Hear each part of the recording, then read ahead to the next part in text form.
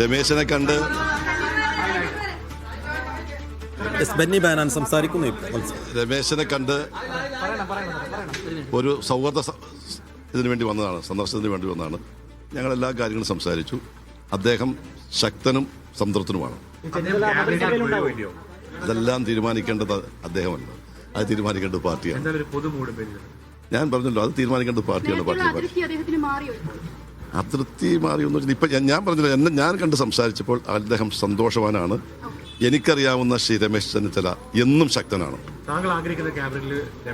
അത് ഞാൻ ഇല്ല അഭിപ്രായം പറയുന്നത് അല്ല, ഞാനല്ല അത്തരം കാര്യം ഞാൻ നിങ്ങളോട് പറയുമല്ലോ, അത് അറിയാലോ, എൻ്റെ സ്വഭാവം അറിയാലോ കേട്ടോ.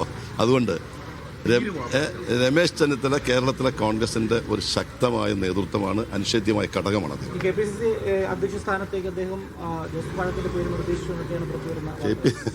KPCC ഞാൻ താങ്കൾ പ്രസ്താവിച്ചില്ല.